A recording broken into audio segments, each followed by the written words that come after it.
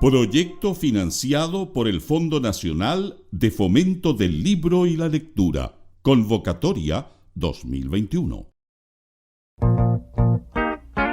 A partir de este momento, Radio Universidad de Chile da la bienvenida a La República de las Letras. Antonella Esteves, Patricio López, Alberto Mayol y Omar Sarraz los invitan a ser parte de esta nación letrada y democrática, en donde la conversación en torno a libros fundamentales es la excusa para juntarse con amigos, soñar y reflexionar sobre lo que somos y lo que podemos ser. Bienvenidos a La República de las Letras. More than 2,000 miles all the way. Get your kicks on Route.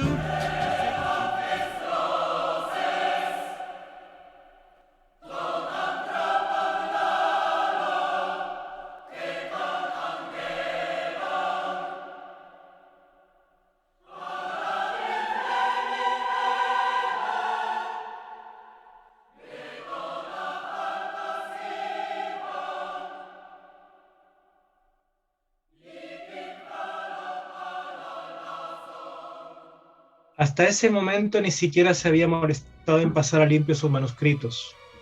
Estaba dispuesto a hacerlo, si hacía falta lo retocaría, pensaba. Solo necesitaba tiempo y una habitación tranquila, paz de espíritu. Tenía 22 años y a veces aún se veía la necesidad de pedir prestados a sus conocidos 5 rublos, 10, un chaleco, unas botas. Pero eso iba a acabar cuando fuera médico. La literatura solo era un pasatiempo, su verdadera vocación estaba en otra parte.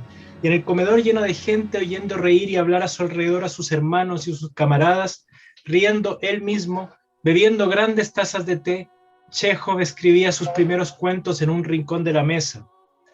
También hacía tareas de reportero para Leikin, le resultaba divertido, sentía curiosidad por todo, teatros, juicios, escenas de la calle, las tiendas, robos, autopsias. Todo le proporcionaba material para sus cuentos y aumentaba su experiencia. Era muy joven y ya había visto tantos tipos de personas en la inmensa Rusia.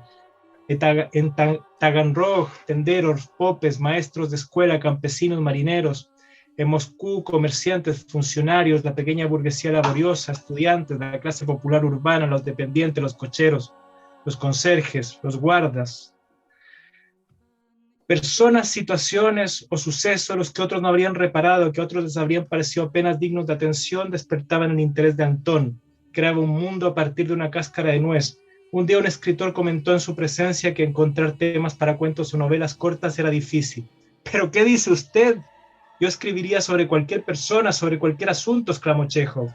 Le brillaban los ojos, miró a su alrededor buscando un objeto cualquiera y agarró un cenicero. Mire, ¿ve esto? Mañana puedo escribir una novela corta titulada El cenicero. ¿Quiere que lo haga? Buenas noches. Estamos con Irene Nemirovsky y su biografía de Chejov, La vida de Chejov, la única que escribió la escritora ruso-francesa, esta noche en la República de las Letras. ¿Cómo están, amigos? ¿Cómo estás, querida Antonella? Hola, querides, aquí estamos lo más bien. Qué bueno, abrigadita. Sí, no hay de otra en este Santiago invernal. No hay de otra. ¿Y tú, Pato, cómo estás? Bien, contento de estar en día sábado así tranquilo, relajado, sin tener reuniones, Sí. sin la presión de la semana. Súper bien, súper bien.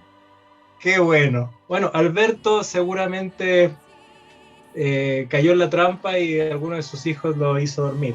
Así que no está con nosotros hoy, pero bueno, estamos aquí reunidos todos para comentar este libro de Irene Nemirovsky, famosa por Suite Francesa, que es una novela póstuma que descubrieron sus hijas inacabadas, que intentaba hacer un Guerra y Paz inspirado en la Segunda Guerra Mundial, en la Primera y Segunda Guerra Mundial, pero lo encontraron sus hijas a principios de este siglo y ahí tuvo un gran éxito y un renacer, como le ha pasado a tantos escritores, como le pasó a Sándor Márai, que se suicidó en el 89 antes de que cayera el muro, y tantos escritores que han vuelto.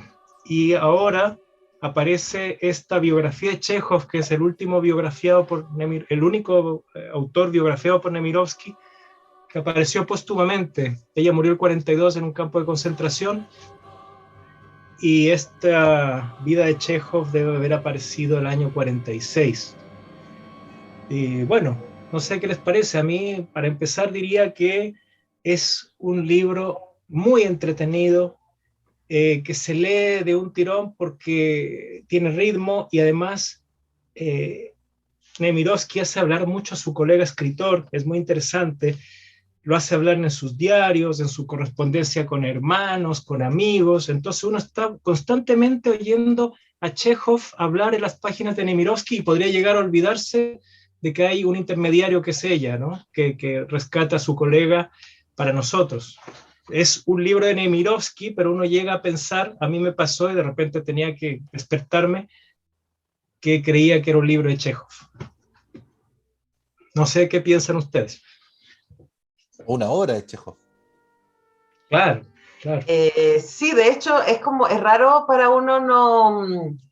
Como en esta época las biografías no tenían fuente, ¿no? Es como sabemos, porque ella leyó mucha carta de Chekhov a sus hermanos, la cita, ¿no? Sabemos, por supuesto, ya refiere a las obras, pero es como que aquí no hay, como en las biografías contemporáneas, así como la colección de libros y de fuentes a las que recurrió para poder armar esto. Entonces, por eso mismo, también adquiere como un modo muy novelesco, que hace que la lectura no se sienta como un libro de estudios, sino como efectivamente la historia de un ser humano muy, muy interesante, muy creativo, además que le tocó muy difícil. Y eso es muy interesante cuando uno conoce las obras de Chekhov, ¿no? No sé si a ustedes les pasó, pero a mí como primera impresión lo que me queda también es como lo mucho que le costó a Chekhov llegar a verse a sí mismo como un escritor. Me llamó mucho la atención eso. Uh-huh.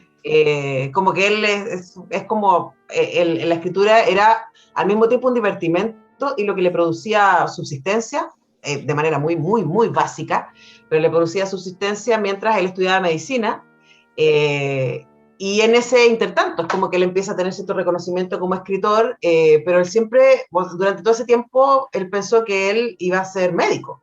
Y que la escritura era una cosa muy menor, y a propósito de lo que leía Omar, ¿no? También era algo que él hacía sin nada de esfuerzo, y sin sentir que estaba mucho en riesgo. Yo creo que el teatro, lo que escribe para teatro es lo que lo pone en riesgo, y eso es ver ese proceso es muy entretenido, y la manera en que lo cuenta Nemirovsky es muy seductora. De verdad es un libro que se lee muy rápido, y con el que es muy fácil conectar. Sí, lo primero es que, a ver, tratando de complementar lo que ustedes dicen, ¿ah? Si yo fuera todavía más inculto que lo que soy y no hubiera sabido quién es Chekhov, y no hubiera mirado las solapas ni la contraportada del libro, podría haber caído en la idea de que se trataba de una novela, ¿no? Eso es lo primero. O sea, está escrito como literatura, ¿no? Está escrito como cualquier novela que uno puede leer por ahí, como una ficción. Y no lo es porque sabemos que hay un señor que se llama Anton Chekhov, y porque sabemos que las cartas que están insertadas en el libro son cartas reales, y porque sabemos que todos los datos biográficos son datos efectivamente basados en la investigación que Irene Nemirovsky hizo de la biografía de Chekhov. Entonces eso es lo primero. Es una biografía, pero se lee como novela, ¿no? Eso es creo que es importante señalarlo también para quienes se vayan eventualmente interesando en leer la novela. Y efectivamente hay muchas cosas que a uno le hacen pensar respecto de sí mismo cuando lee algo como esto, porque es evidente, si no hubiera ocurrido de esa manera, que Irene Nemirovsky era profundamente admiradora de Chekhov, ¿no? Pero no solamente de la literatura de Chekhov, sino del alma de aquel que dio lugar a esa obra, ¿no? Y voy a decir algo que probablemente es una obviedad, pero que siempre se nos olvida. ¿Por qué uno se apasiona tanto por determinados escritores, por determinados artistas plásticos, por determinados músicos? Y la respuesta, que es una obviedad, pero que se nos olvida, es porque en aquellos artistas que nos apasionan hay un pedazo de nosotros, ¿no? Es como una es como una suerte de espejo. Es evidente, o uno deduce, a la luz de los pocos conocimientos que uno tiene de la biografía de Irene Nemirovsky, de sus inquietudes literarias y todo, que ella se ve de alguna manera reflejada en Chekhov. No es un gusto estético en sentido puro, sino que tiene que ver con una suerte de identificación. Y justo cuando estaba leyendo esta novela me pasó algo el fin de semana, porque estaba en la casa de unos amigos, amigos de tiempo A, y uno de ellos se acordó que cuando se había muerto Mario Benedetti yo había quedado muy conmocionado, porque justo uno de ellos me llamó en la tarde-noche de ese día domingo cuando yo me enteré que había muerto Benedetti, y dijo él que yo estaba muy conmocionado. Y claro, la conmoción tiene que ver con que uno se ve reflejado en esos autores y de alguna manera tienen que ver con un pedacito de uno. Quiero decir, en resumen, para no seguir extendiéndome, que los gustos artísticos que uno tiene siempre son una suerte de confesión, ¿no? Son una suerte como de exhibición de lo que es uno realmente, más que de lo que uno formalmente podría decir es lo que me gusta. Esto no es como que me gusta más el jugo de frutilla que el de kiwi, ¿no? O sea, es algo que habla mucho más de nosotros.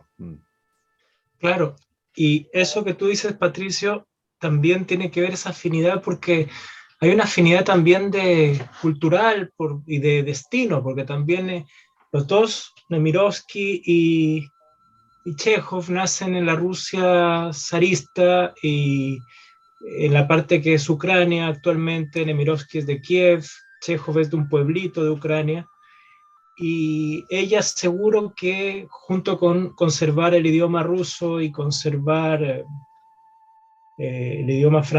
adoptar el idioma francés después para su literatura cuando llegó a Francia, muy joven, también ve a este maestro y habla en alguna página del libro, habla de las grandes culturas, la gran literatura del siglo XIX, como la literatura rusa y la francesa. Entonces yo creo que también lo que tú decías, ¿no? Esa afinidad, esa admiración también viene de compartir tantas cosas con Chekhov. Bueno, ¿vamos con un tema? Claro, ¿quién quiere proponer? Ok, yo voy a ir con Sting y esto que se llama Russians. Ah, bien. Vamos.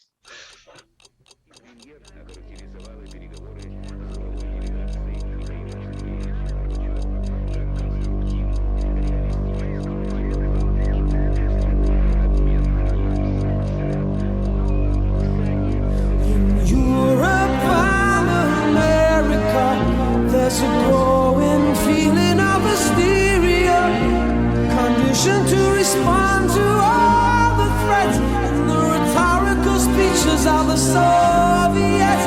Mr. Khrushchev said we will bury you. I don't subscribe to this point of view. It would be such an ignorant thing to do if the Russians love their children too. How can I save my little boy from Oppenheimer's deadly toy? There is no monopoly of common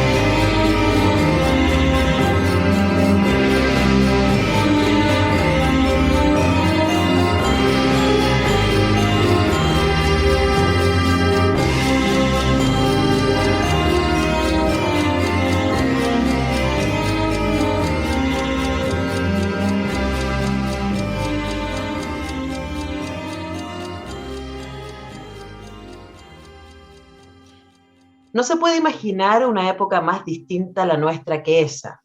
Aquella gente nos parecen felices. No sabían nada de los males que padecemos nosotros.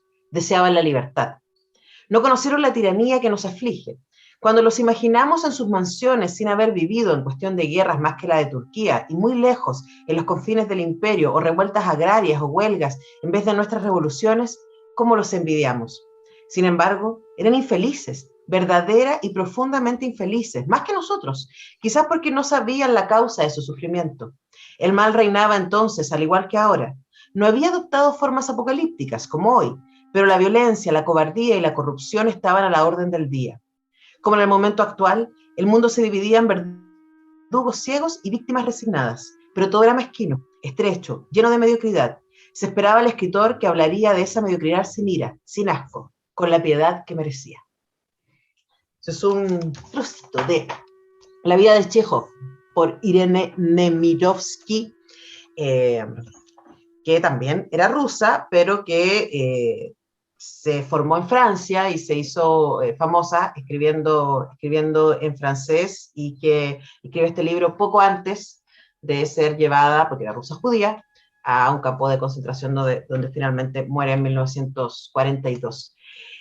Una cosa que, a propósito de Nemirovsky y de la cercanía que ella tiene, y que quería como instalar, que me pareció también muy entretenido de leer, es él, como tú decías, uno admira también donde uno se refleja. Y una cosa que es interesante de conocer, y por eso quizás nos gusta leer biografías, es de dónde vienen las obras que amamos, ¿no? De quién era esa persona que escribió esa obra, en qué estaba pensando. Y me pareció a mí muy lindo conocer por qué Chejov y Tolstoy y Dostoyevsky son tan distintos. Cosa que yo no sabía, ¿no? Y claro, aquí de hecho hay un momento en que Nemirovsky habla de que a Chejov le baja una época a Tolstoy y trata de escribir como es Tolstoy, y Nemirovsky dice que es lo peor que escribe en su momento, porque Chejov era otra cosa. Chejov era un hombre, un joven, porque además murió muy joven, igual que Nemirovsky, que venía de una situación muy precaria en términos económicos, venía de un pueblo que era un pueblo puerto, pero que además estaba muy, muy decaído, producto de que justo antes de la vida de Chejov le toca, aparece el tren, entonces como que baja la cantidad de actividad que había en ese puerto, de una familia muy religiosa, judío ortodoxa, muy católico ortodoxa, perdón, muy, muy religiosa, que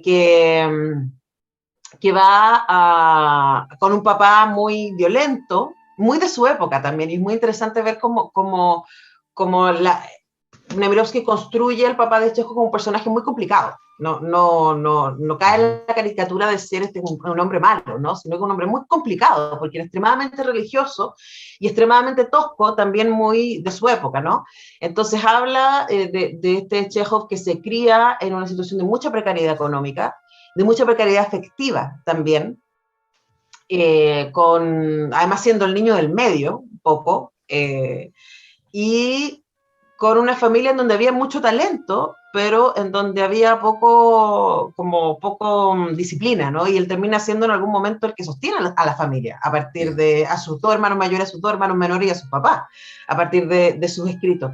Entonces, este conocimiento del mundo popular y de cómo vivía la gente común y corriente en la Rusia que él conocía, y Nemirovsky todo el tiempo también está diciendo que hay mucha fantasía respecto al campesino, al obrero ruso, desde la época que ella le toca vivir, ¿no? Pero que hay poco conocimiento del mismo, y también, claro, que es súper claro porque hubo pocos escritores que escribieron desde ahí. Y Chejov es uno de los pocos que tiene esa cercanía, y que esa cercanía cruza sus obras. Y me parece que eso, que conocer, no sé si les pasó, pero conocer como el tras bambalinas de las obras, a mí me pareció realmente muy, muy interesante y muy enriquecedor para comprenderla mejor. Además de que el libro en sí mismo, así como la biografía en sí mismo, es muy deliciosa de leer. Sí. Sí, eso. Patricio. Compañero, por favor, dele. Bueno, como tú decías, Antonella, él no idealiza a los campesinos porque tiene sangre campesina. Sus abuelos fueron siervos, su abuelo, que era un siervo, pagó su libertad y la de su familia, y le dieron de ya para la libertad de su hija, porque pudo pagar su libertad y la de su hijo hombre, y el amo le dijo, ya, también llévate a tu hija. Entonces, 2 generaciones antes no tenían ni siquiera libertad, luego tuvieron una libertad para ser pequeños comerciantes, una vida muy, muy, muy precaria, siempre muy expuestos a los elementos, al frío, al hacinamiento, viviendo de una pobreza absoluta, llenos de moscas, todo lo que se puede pensar. Y claro, irremediablemente, o sea, con una probabilidad tal vez de 50 y 50, Chekhov y algunos de sus hermanos, Nikolai, que era dibujante, tuberculosos, tísicos, ¿no? O sea, Chekhov muere a los 44 años, nace en 1860 y se muere en 1904, un año después de haberse casado, algo así, pero toda su vida padeciendo tuberculosis. Entonces, no idealiza, otros intelectuales podían idealizar al pueblo, él viene de ahí, como tú dices, de un escritor que está ahí, y que justamente hace lo que, tomando un título que podría ser, yo creo, muy útil, de un escritor chileno de Santos Vera, vidas mínimas, ¿no? O sea, las vidas que aparecen en las obras de Chekhov son siempre mínimas, y es muy interesante, ¿no? No se busca, podríamos decir rápidamente que están los cuentos donde hay algo, una crisis, un suceso que marca un antes y un después, que podría ser Poe o podría ser Cortázar, donde ocurre algo importante, y los cuentos donde aparentemente no sucede nada, que son los de Chekhov, y casi que Chekhov es ya una mitad de todos los cuentos. O sea, Chekhov en ese momento era el no sé qué escritor de su época, pero ahora hay en todos los países, por ejemplo, Munro es la Chekhov canadiense, hay un Chekhov japonés, hay un Chekhov en todas partes. Digamos que se apropió, en cierta manera, hizo un cuento, un tipo de cuento que es uno de los 2 posibles a grandes rasgos. ¿Y quién sería el Chekhov chileno? Chuta. No sé, Ya, habría que lo ver. podemos contestar después, no era... Sí. Oye,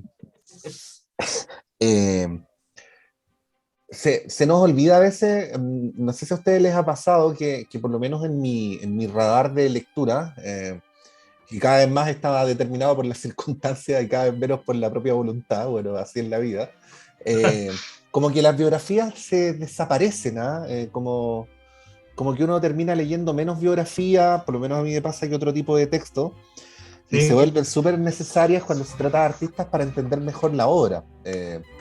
Yo el conocimiento que tenía de Chekhov era obviamente de sus obras, y me imaginaba un señor ruso de la super élite, ultra intelectual, rodeado o sea, como creciendo en salones literarios y cosas por el estilo, y me encuentro con esta vida precaria, porque como tú decías muy bien, Omar, este mundo que él describe es un mundo que él conoce, pero además con una persona precaria, ¿no?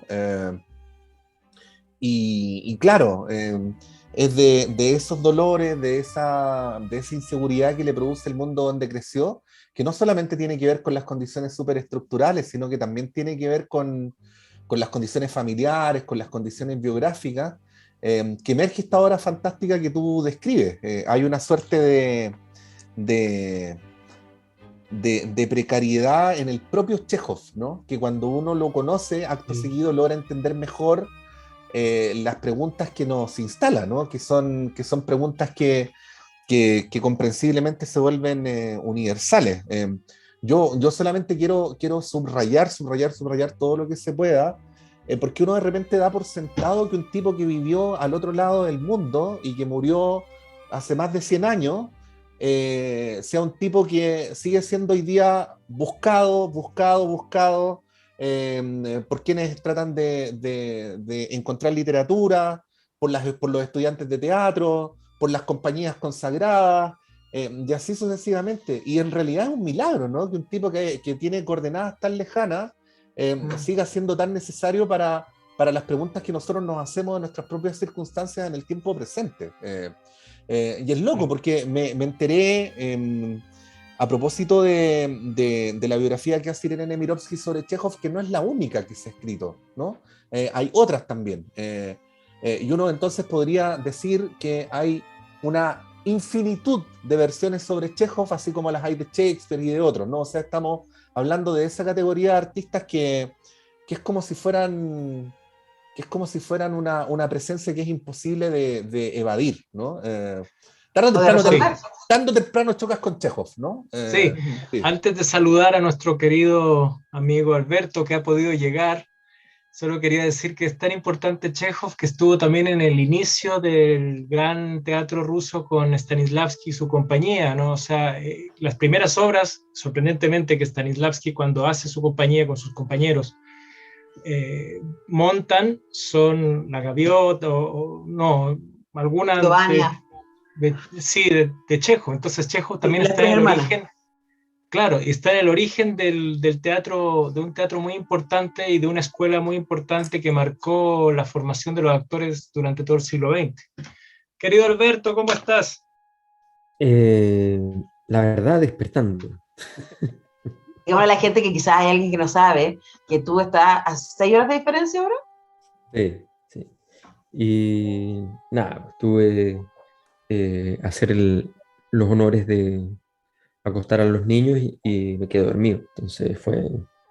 Pero bueno, sabíamos. Sospechamos.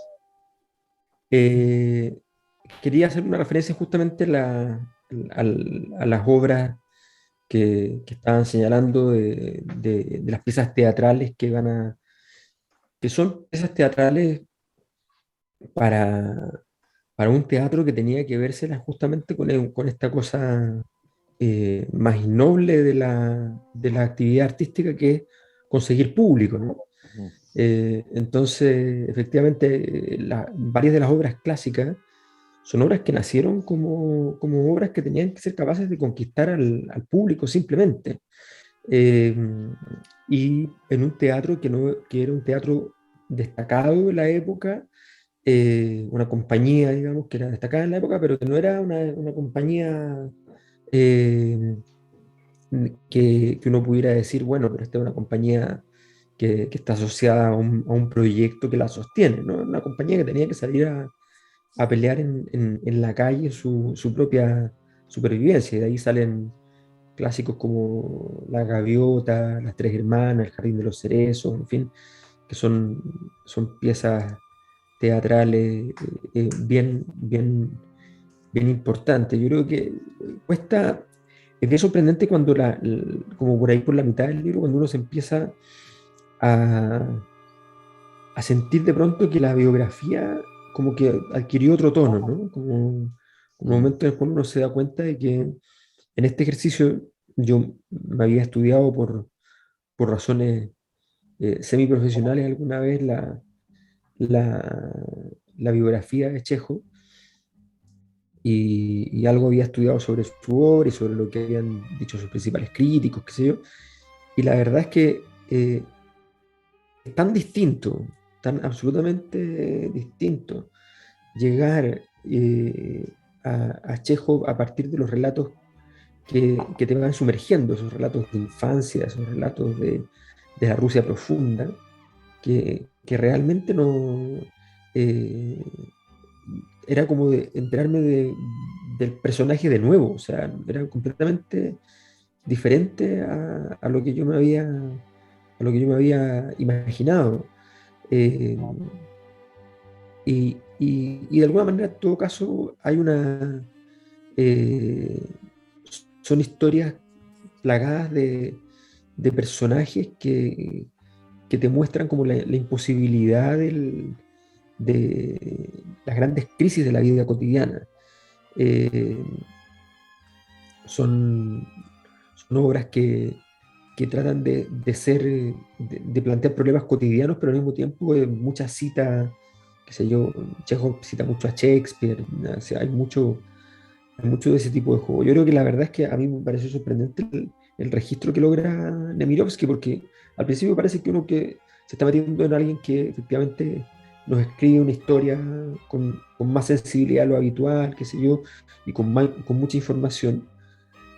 pero de pronto lo empieza a capturar al personaje, o sea, a capturar a Chekhov, y es muy sorprendente porque se te revela un autor que tú no vislumbrabas, que es un autor improbable y que tiene que ver también con esas diferentes almas escriturales en Rusia, dentro de las cuales Chekhov es una tan querida y tan importante. Entonces, la verdad es que a mí me pareció un ejercicio sorprendente. Bueno, lo de Nemirovsky ya no es casualidad, aunque sea una escritora nueva pero vieja, digamos. Pero efectivamente es bien impresionante, porque hacer un libro formalmente tan sencillo como que voy a escribir una biografía, digamos, y transformarla en este tipo de piezas, digamos, es algo bien sorprendente. Sí, Yo tengo creo que, perdón, no, es que yo me tengo era como, que salir, no voy a alcanzar a estar en el último bloque, pero sí quiero decir algo a propósito de lo que decía Pato antes, ¿no? Que me quedé dando vueltas respecto al milagro que es que alguien que vivió en otra época, en otra cultura, en otro contexto, todavía nos siga tocando los botones, ¿no? Y una de las películas que estuvo nominada a los Oscars este año se llama Drive My Car, que es una película japonesa, en donde el protagonista está dirigiendo una versión de Tío Vania. Cáchate el cruce, ¿no? Entonces es como Chekhov en el Japón contemporáneo, y a mí esa película me conmovió profundamente. Es una película realmente hermosa. Drive My Car, por ahí está en Movie, si la pueden ver. Es una película como de 3 horas que no se sienten, porque es profundamente sensible, es muy delicada, es muy emotiva y es muy fácil conectar. Y eso es lo que me parece extraordinario, ¿no? El salto de la Rusia del siglo XIX al Japón del XXI, a Chile con una X, que uno dice, uy, qué loco como esto hace eco de un lado a otro y logra a mí conmoverme profundamente.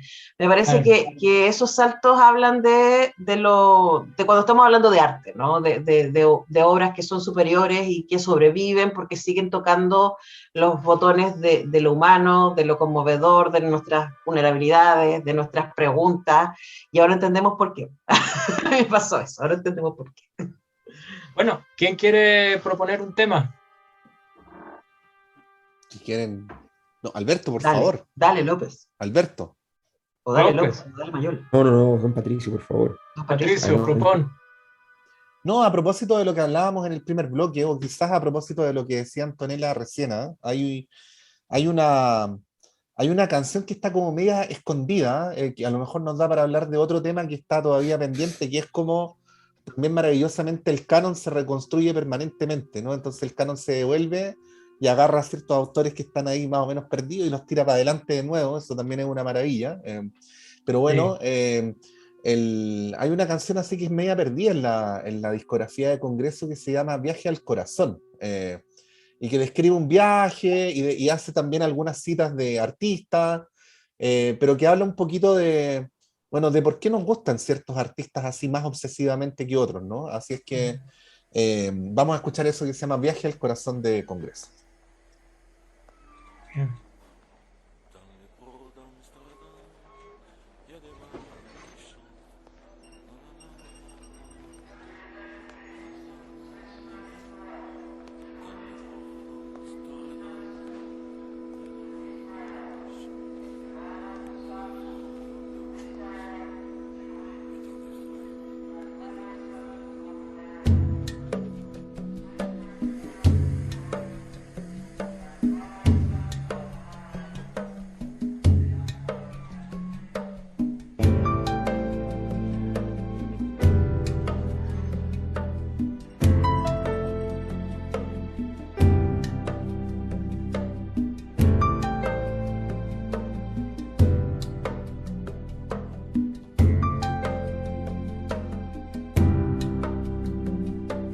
¿Qué hago en este tren, soñando como Brel, con tu rostro hacia Ámsterdam? El ojo de Buñuel descubre en el cristal un beso de nieve y sal.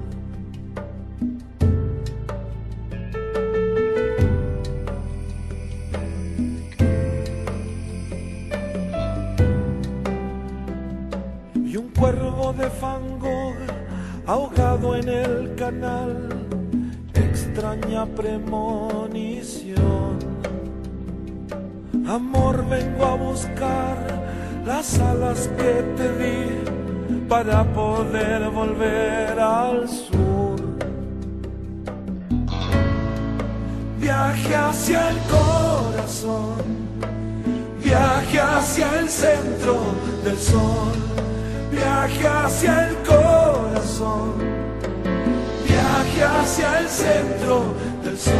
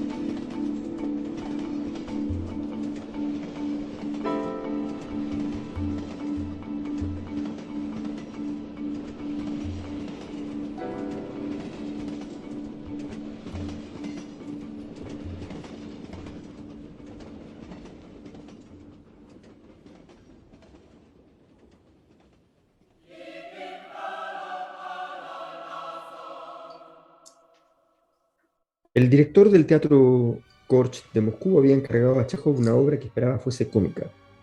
Pero Chejov escribió Ivanov, o sea, algo totalmente distinto.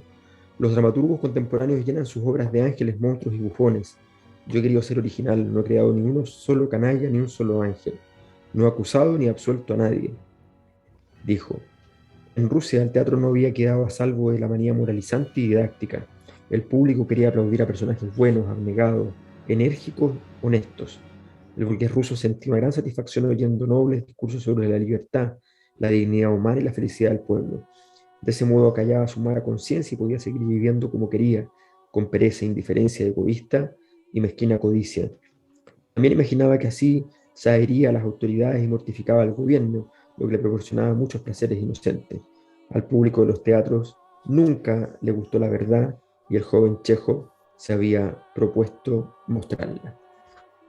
La vida de Chejov, de Irene Nemirovsky, esta noche en La República de las Letras. Ahí estamos. Ahí está. Estamos. Yo también estoy en papel esta semana, así que... Muy bien. Muy bien. Lleva el papel. Nunca más PDFs para Alberto Mayol, por favor. PDF. Mi vida es un eterno PDF. No, por favor. Bueno. Oye, sí, Omar. Dele, Pato. No, mencionar esto, no es el caso de Chejov, que siempre está, ¿no? Siempre está así. Por último, si uno no le gusta leer, como uno hasta se lo encuentra en las películas, ¿no? O en el teatro. Pero no así Irene Nemirovsky. que como describía biográficamente Antonella, murió en un campo de concentración. Algunas referencias dicen que murió asesinada, otras dicen que murió de tifus, pero bueno, sería como la diferencia entre García Lorca, que murió fusilado por el franquismo, y Miguel Hernández, que murió enfermo en la cárcel, o sea, ninguna. Claro. Y el modo, bueno, en que Irene Nemirovsky ha sido reflotada en el último tiempo, o sea, de repente es divertido acordarse cuál fue el primer pensamiento que uno tuvo cuando se encuentra con alguien, con cualquier tipo de alguien. Este es un alguien escritora, y yo pensaba que era una escritora contemporánea, porque no me sonaba. Y de repente, claro, es rescatada, así como fue rescatada por sus hijas, su obra, quiero decir, luego de su muerte. Décadas después vuelve a estar muy fuertemente presente. Y ocurre con ella lo que hemos hablado tantas veces que ha ocurrido también con la literatura chilena. Antes de empezar esta grabación habíamos hablado con Omar de leer eventualmente una antología poética de Óscar Castro que acaba de aparecer. Y Óscar Castro es un escritor que durante mucho tiempo no se hallaba. Y entonces me imaginaba a un Omar Sarrás que, aún queriendo tener un canon, ¿no?, permanentemente debe estar entre esa tensión de escritores que dejan de imprimirse y otros que se vuelven a imprimir. Y esa Claro. reconstrucción del canon es muy interesante, y al mismo tiempo saber que la historia de la literatura universal es una fuente inagotable de coordenadas, ¿no? Que hay escritores que están, otros pueden desaparecer del gusto, volver posteriormente.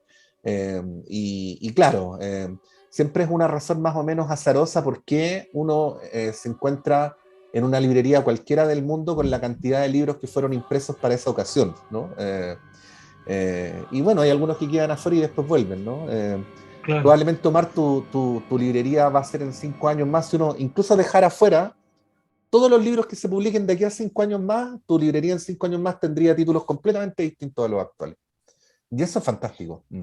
Sí, sí.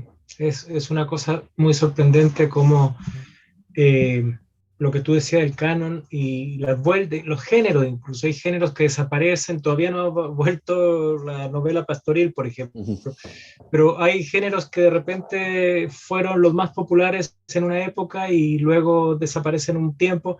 Por ejemplo, las novelas, si queremos encontrar novelas de la antigüedad, tal vez en el siglo II después de Cristo, lo que nos queda es El Asno de Oro o El Satiricón, que está fragmentario, pero en general la novela no existía, era la tragedia o eran otro tipo de tratados. La novela, para nuestra sorpresa, dicen que la viene a inventar más o menos Cervantes, que él mismo dice que tiene la virtud de haber inventado argumentos, porque también durante muchos siglos hay que recordar que los escritores escribían sobre cosas que ya todo el mundo sabía. O sea, las tragedias griegas no estaba la gente yendo con el miedo de que le cuenten el final, porque era una cosa que todo el mundo conocía y simplemente iba a sentir la historia. Entonces, esto de argumentos nuevos es algo, justamente debe tener que ver con el nombre novela, ¿no?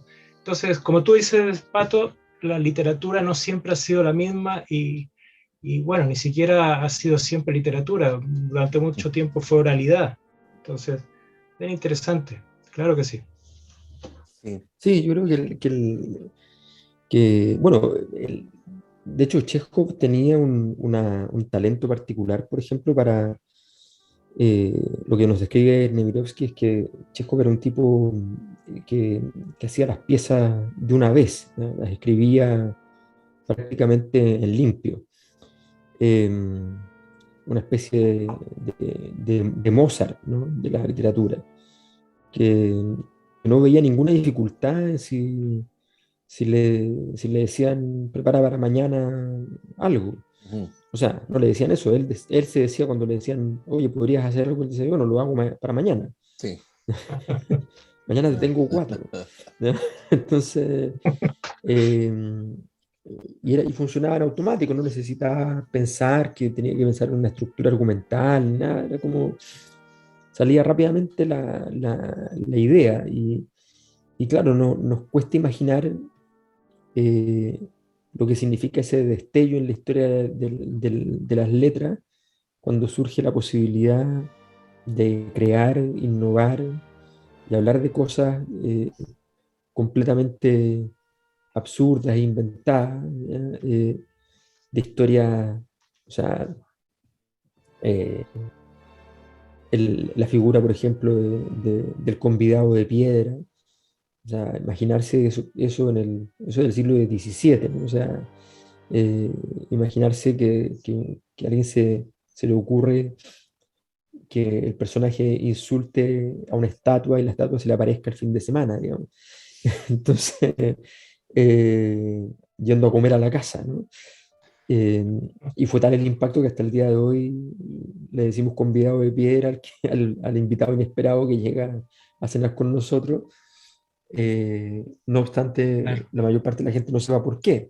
Entonces, claro. esa capacidad de convertirse en un sentido común es tan fantástica, y es tan notable que, bueno, que me- me parece que es una buena reflexión esa sobre el sentido de la literatura. Y en ese sentido, Chekhov es como, se revela prácticamente como un hombre que está en el corazón de lo literario, en el sentido de justamente la creatividad, de, los, de la complejidad de los personajes de sus obras cortitas muchas veces, Mm, son de una complejidad enorme, eh, son de una, eh, son de una especie de...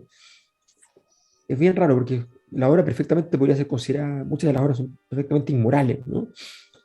Pero al mismo tiempo te pueden plantear desde una perspectiva moralista, mm. o al menos debes considerarlo como una obra que problematiza la moral, Claro. y que te deja un poco en suspenso y que te deja... y todo eso eh, en obras que de hecho, por ejemplo, en el teatro de Stanislavski hay varias obras que Chekhov les pasó, que él las escribió como comedia y que pasaron a la historia como tragedia. Entonces, es Se nos realmente fue. un registro tan complejo, con una coloratura eh, tan polivalente, que la obra adquiere otros tonos. Y en ese sentido, bueno, a mí me parece que la misma obra de Nemirovsky, que al principio hasta podría ser eh, una maravillosa escritura de un informe del asistente social respecto a las familias rusas de la época, sobre la violencia en el hogar, sobre la pobreza, sobre el descuido de los hijos, en fin.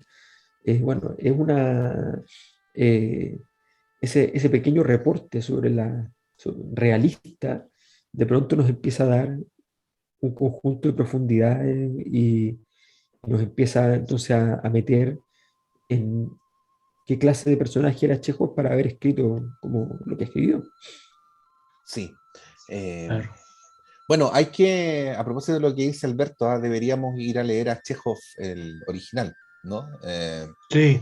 Creo que es una tarea urgente, No, ¿no? no se ha hecho, no se ha hecho Creo que no hemos hecho acá. nunca Chekhov en la República, creo. No, no lo hemos hecho acá. No, Ah, hay que hacerlo. Hay sí. que hacerlo.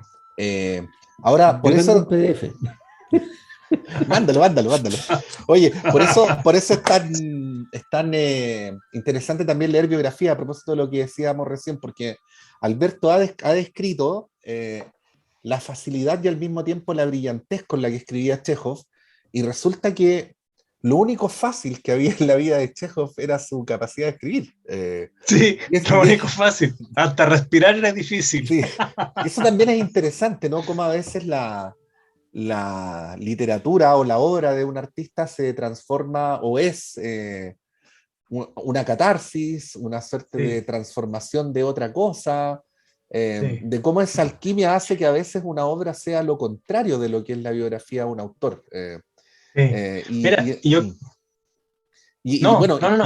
y eso en el caso de Chekhov uno lo descubre mejor leyendo la biografía que obviamente leyendo o viendo directamente la obra de Chekhov. Pero a mí me parece muy bien esta biografía, todo lo que hemos dicho, ¿no? Pero también hay un capítulo o un par de capítulos, pero al menos el 24, donde habla de la escritura de Chekhov. Entonces también es interesante porque habla también como escritora de cuál es el mérito o cuál es ki, la esencia de Chekhov, ¿no? Entonces, quiero leer rápidamente unos trocitos, ¿no? Donde dice Chekhov, y lo compara con Maupassant y con Mérimée, con escritores cuentistas franceses, para poner la ventaja de Chekhov, ¿no? La complejidad. Dice, Chekhov se esfuerza por encerrar mucha experiencia humana en un número reducido de páginas. Las comadres, por ejemplo, condensa el relato de una aventura novelesca significativa y trágica en sí misma. Un comerciante que se detiene por casualidad en la puerta de una posada cuenta que hace un tiempo una mujer que lo amaba se vio empujada al crimen por ese amor. El hombre se marcha, no volverán a verlo, pero sus palabras iluminan lo que hasta entonces permanecía inexpresado en las tinieblas de sus almas.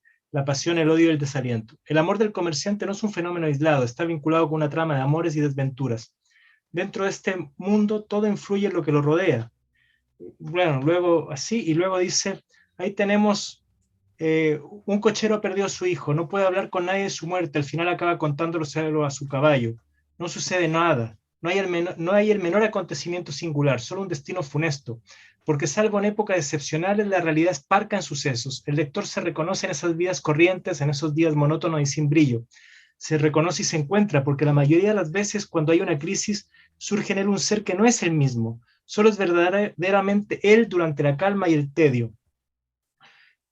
Por último, aunque nos muestra un hombre durante media página, Chekhov consigue hacernos perceptible su vida interior. Bueno, y ahí no. Entonces, eso. Chekhov no se queda en la crisis, sino que se queda en el tedio, en el aburrimiento, eso que a nosotros nos parece tan prescindible, ¿no? Sí. Las vidas... Bueno, Sí. pero hay un lugar que no es prescindible. Así Hay es. un lugar donde todo lo que le rodea es un clúster. Como dice el reggaetón, en ese lugar, tú, por decirlo así, es el lugar donde tú puedes decir, ven y sana tu dolor. Así es. Sí, ¿No? Ahí reside el espíritu de la historia. En Clepsidra, José Pedro Alessandri 94, Macul 94, como usted quiera, a la salida del Metro Chile-España, casi en la esquina de Macul con Irarrázaval, puede encontrar entonces la librería de Clepsidra, donde a través de un escaparate de importante presencia, puede usted empezar el proceso de navegación. Si usted cruza el umbral, como Jonás entrando en la ballena, descubrirá todavía más misterios. Y si alguna vez la vida le sonríe, o quizás lo contrario, y le invitan a pasar al sótano, tema, pero hágalo. Así es que bueno, sí. yo me he atrevido solo una vez, ¿no? Con Sí, mucho, A mí, a mucho respeto. propósito de tus citas, Alberto, a mí es... Disculpa, y en internet, en la librería de Sí, Clepsidra lo pueden sí, encontrar en la página web, que pueden comprar por allí, y en las redes sociales pueden encontrarla Sí. también, y a partir de allí tomar contacto, y no por teléfono para pedir libros también es algo legítimo y aceptado. redes sociales de autora, además, con curatoría, inclusive. Bueno, Sí. a mí el sótano, a propósito de tus citas artísticas, me asusta, pero me gusta. Y bueno, agregar nomás que en Clepsidra usted no encontrará, eso sí, ningún PDF. No. No. Bueno, como dicen clepsidra.cl, o estaremos muy contentos de contestar sus mails a librería@clepsidra.cl o sus llamadas telefónicas, y también en recibir su visita, y trataremos de ser agradables, Incluso- útiles. Incluso adentro de Clepsidra hay un libro que se llama Llamadas Telefónicas. Exactamente. Así, Exactamente. Ahí Bueno, está. todo es un libro. y no es lo mismo un libro que tiene el logo de Clepsidra, como No. le estamos mostrando ahí. Gracias. Bueno, haremos lo mejor que esté en nuestras manos. Esperamos ser justos con quienes nos visiten y ser útiles. Y bueno, ahí estamos. Esperamos ser justos. Sí. Está bueno. Aunque es mejor ser necesario que ser justo. Bueno, estamos llegando No sé al... si yo quería proponer un tema si es que Alberto no se opone, porque también, o podría yo simplemente decir el nombre y con eso me bastaría, que es fiesta... Podemos hacer, puedes poner el tema y yo decir el nombre de lo que iba a poner y lo que dejamos igual, porque la gente correrá a escuchar lo que no se había escuchado. Así que da lo Está mismo. bien, lo que ustedes prefieren. Yo solo quería decir que Fiesta de Serrat, por la cantidad de personajes que aparecen en la canción, igual que los cuentos de Chekhov. Yo les quería proponer, vamos a escuchar la canción de Serrat, que obviamente es un imperdible para hablar de literatura de la buena, pero yo les quería, a propósito justamente de esta historia dura de un autor mozartiano, les proponía un fragmento de Mozart, del Requiem, por supuesto, para honrar el tono de la obra, ¿no? Que parte rápidamente con muertos y sigue con muertos, y una historia dura. Entonces, y con mucha gente que merece las sanciones más horribles en el infierno, pero el problema es que no sabemos si esa gente iba a poder distinguir entre el infierno y el lugar donde vivían. Sí. Bueno, y en ese contexto entonces pensé en el fragmento del Requiem que se llama el Confutatis Maledictis. Y así que cuando ya hayan escuchado a Serrat, van y buscan en su proveedor más próximo de canciones por internet el Confutatis de Mozart. Y yo que había querido ser justo, imagínate, al momento siguiente. Bueno, y lo otro, si usted alguna vez hace un programa con Omar Serrat, nunca lo ponga a conducir, porque no tiene ninguna noción de cuánto tienen que durar los programas. No. Perdón. Sí. Es como Omar en su casa, ¿no? Quédense hasta el lunes, ¿eh? Eso, en fin. Pero hay que irse. Tiene el sentido del tiempo de un islámico. Sí. Oh, cuánta torpeza, perdón, amigos. Hay que irse. Hay que irse. Buenas noches. Un abrazo, que estén bien.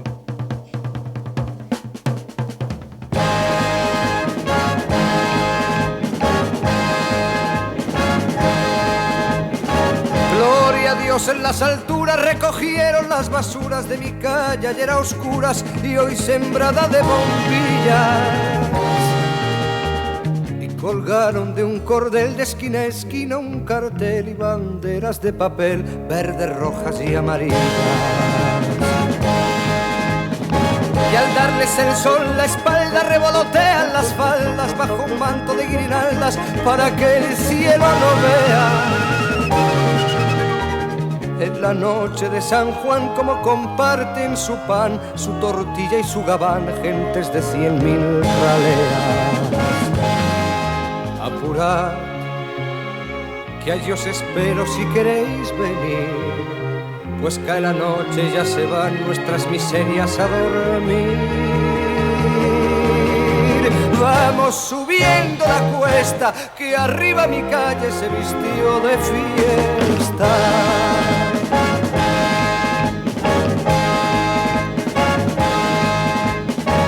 Hoy el noble y el villano, el prohombre y el gusano bailan y se dan la mano sin importarles la facha. Juntos los encuentra el sol a la sombra de un farol, empapados en alcohol, abrazando una muchacha.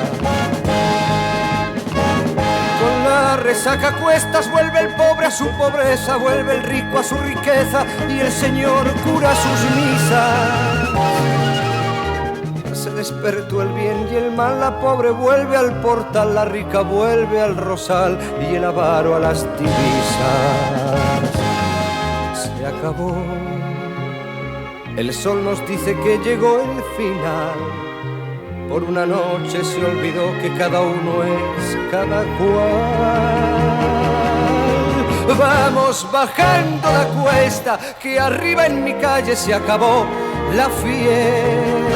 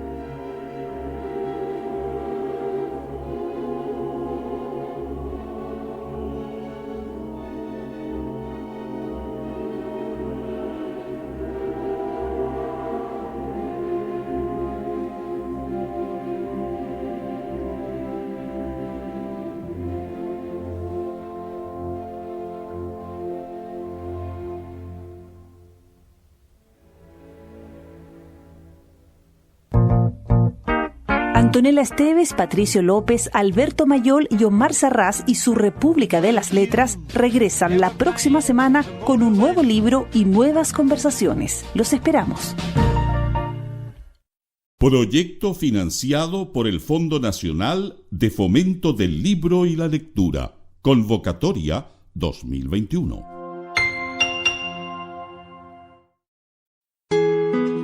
Librería Clepsidra. En Ñuñoa, en Macul con Irarrázaval, está la librería Clepsidra. Libros de ciencias sociales, literatura, filosofía, poesía, lecturas escolares de arte y teatro. Avenida José Pedro Alessandri 94, teléfono 225-5706. Consulte nuestros títulos y autores en www.clepsidra.cl.